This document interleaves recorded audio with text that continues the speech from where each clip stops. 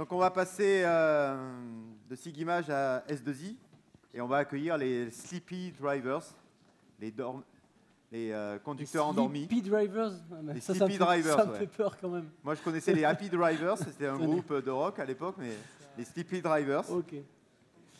Il faudrait qu'un jour on compile le nom des équipes depuis la création des 24 heures. Je pense que ça ferait un petit peu peur tout ça. Alors, l'idée, c'était de travailler sur le cockpit du futur. Le futur. Sur le futur, tout simplement. Normalement, le point de départ, c'était l'interface homme-machine à bord du cockpit. Je crois qu'il y avait soit l'avion, soit la voiture. Je crois qu'il y a eu un parti pris pour la voiture. Et donc, c'était proposé pour le groupe S2I.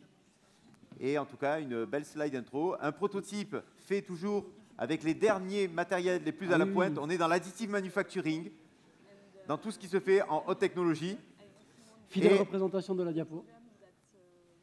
Et on en profite peut-être pour remercier au passage, parce que est-ce que c'est voilà, on nous demande des demandes techniques que je vais meubler. Je voudrais qu'on en profite pour remercier toutes les personnes qui ont aidé les équipes, que ce soit les coachs, tous les gens qui ont aidé au prototypage, qui ont mis leurs machines, qui ont mis leurs services, qui ont mis leurs yeux à rude épreuve. Donc, s'il y a encore des coachs qui sont vivants, merci de vous lever, ils sont avec le logo rouge. Et merci aux prototypeurs. Levez-vous et faites-vous applaudir par le reste des équipes parce que...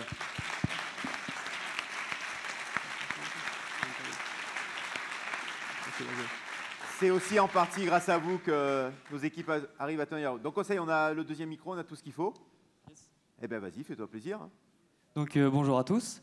La petite scène qui va vous être présentée par la team Sleepy Diver a été imaginée par la société donc S2I. Et ils nous ont placés dans un cadre. On est en 2025 à peu près. Et en 2025, il y a des voitures autonomes, mais elles ne sont pas capables de conduire tout le temps. Elles sont autonomes, mais pas tout le temps. Il y a certaines situations où la voiture va devoir rendre la main à l'humain, au conducteur. Et donc nous, on a dû faire une interface homme-machine. On va devoir communiquer avec l'humain via un écran sur lequel on va projeter des informations et via d'autres choses dans l'habitacle dont on parlera peut-être.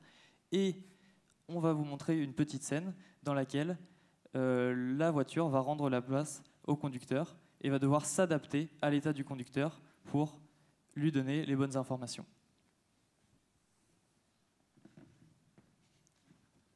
Buenos días, o sea, buenas tardes. Buenas tardes, automóvil. Quiero ir a Ficoba y quiero asistir a las 24 horas de Ficoba, o sea, de innovación. Y quiero que me pongas una película, la de Titanic mismamente. Buenos días, bienvenido, señor conductor. Estoy procesando ahora mismo los datos de la ruta y vamos a comenzar. Muchas gracias y seguramente que me tome un descanso durante la ruta, así que vamos.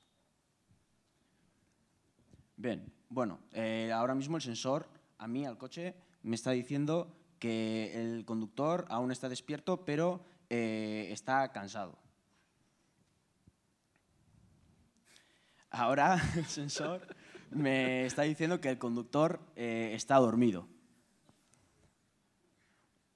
Yo, con mis sensores, detecto que en la carretera hay un obstáculo que no entiendo, por lo tanto, no sé cómo actuar ante él y necesito la ayuda del conductor. Como está dormido, inicio el protocolo para alertarle.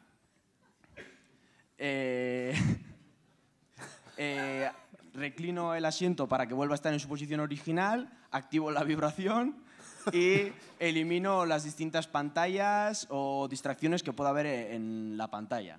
El sensor todavía me dice que el conductor está dormido, por lo tanto activo el segundo protocolo de alarma. Bien, ahora el sensor me dice que está despierto, por lo tanto yo procedo a ponerle los datos necesarios para que actúe ante la circunstancia a la que se va a enfrentar. Bien, pues ahora el obstáculo ha sido superado y podemos seguir con la ruta anteriormente preestablecida. Et donc, comme vous avez pu voir, grâce à l'arbre de décision et à l'IA donc couplés ensemble, on a pu analyser l'environnement autour de la voiture, analyser le comportement du conducteur et donc lui apporter les bonnes informations au bon moment pour ne pas le noyer dans trop d'informations, juste lui donner la bonne information nécessaire pour qu'il puisse réagir et se sauver grâce à notre projet tout à fait innovant. Merci à vous.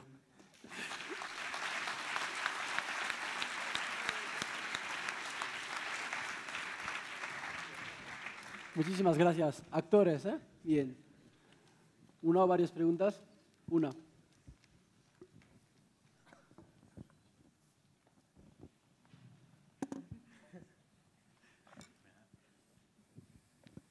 ¿Ninguna?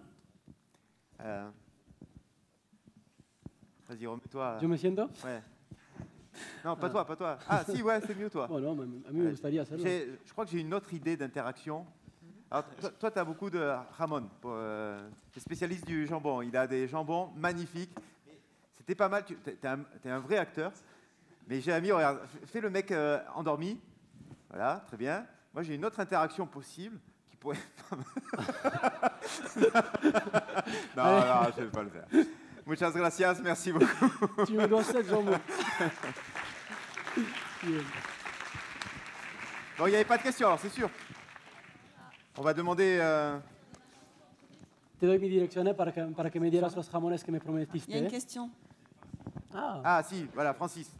Question, revenez. pregunta. Non, c'est juste pour savoir quels sont les temps de réponse sur lesquels il faut pouvoir gérer ces interactions. En fait, Le temps de réponse. Entre l'analyse et le délai, ça se compte en combien de temps? Le temps de réponse o el tiempo para contestar, que en todas las formaciones que reciben, ¿no? Alors du coup, nous, ce que notre tuteur nous a proposé, c'était un temps de réponse de 4 secondes. Donc ça peut paraître long, mais en fait, on prend en compte qu'on est dans le futur et que du coup, il existe assez de voitures connectées pour qu'il y ait par exemple un système comme le LiFi pour se prévenir des dangers et les anticiper bien avant une conduite classique. Donc, voilà. Ouais.